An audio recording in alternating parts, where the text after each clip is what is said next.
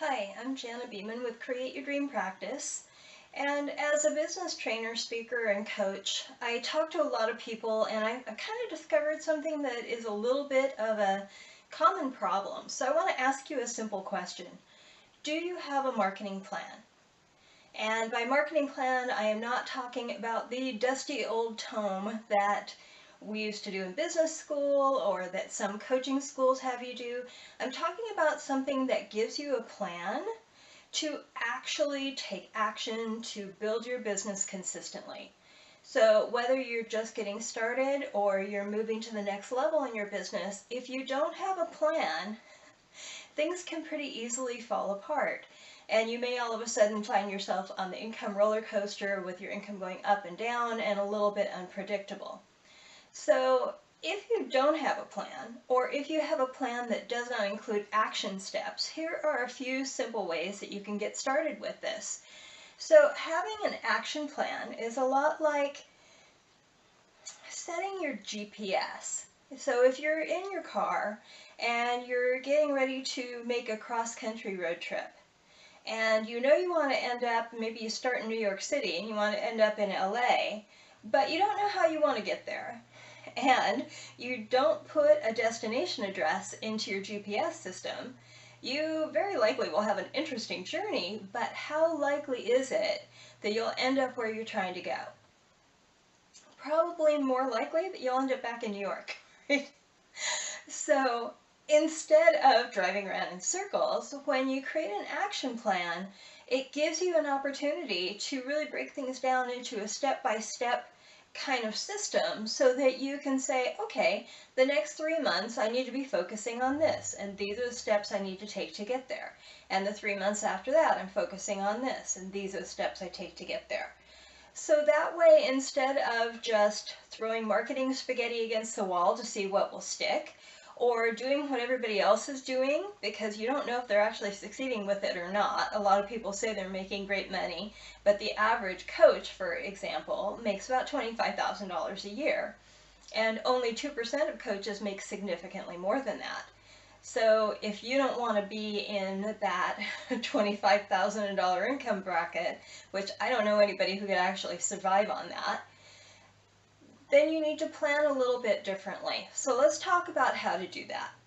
So there's really just a few steps to the process, and the first one is to really get clear on your vision. Again, you can't set that GPS system if you don't know where you're trying to get to, right? So you need to really think about, where do I want to be a year from now? What is that going to look like? What's it going to take to get me there? How can I move through my business in such a way so that I end up in that place?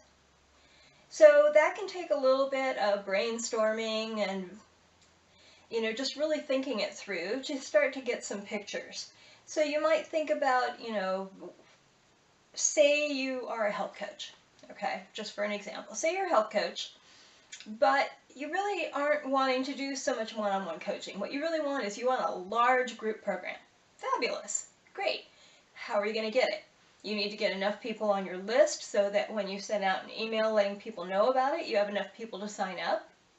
You have to have delivered some valuable content so that people are looking forward to working with you. You have to figure out your pricing. You have to have the whole system set up, right?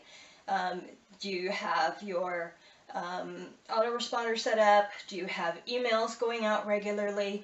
What other steps do you need to take to ensure that you can fill a group program in a year? So that's how you start to break it down. You look at, okay, so for the next 3 months, I am going to focus on building my list. And then you get all those pieces kind of going, and then you can move on to the next step and the next step and the next step. So after you get your tasks and your planning done, then you need to start to form a habit, because habits are kind of tricky creatures and we all resist forming them, right? We need to do something consistently for 21 to 30 days in order to form a new habit.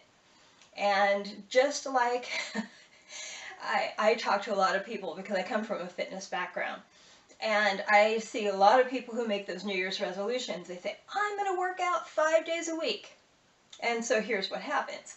They go to the gym, they hire a trainer, they do a killer workout for an hour and a half, they go home and they die.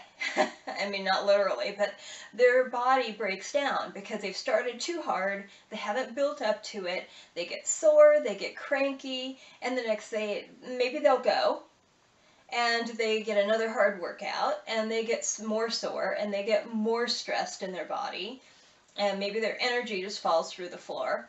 And day 3, are they going to go? Unlikely. And the minute they break from the couple of days that they've gotten going, that habit is gone.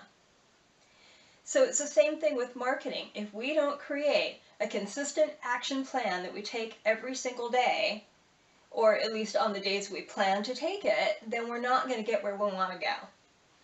So those are the basic steps for creating an action plan that will help you get going. Now, if you'd like to learn how to do it really quick and easy, I'm actually offering a workshop training series that will help you do that. And the cool thing is, first of all, it's not expensive. Second of all, you can actually end up doing it essentially for free. And third of all, you can actually end up getting paid to take it. How cool is that? So if you're interested, just click on the link below this video and go check it out. Let me know what you need and watch for the next video in my series. I'll talk to you soon.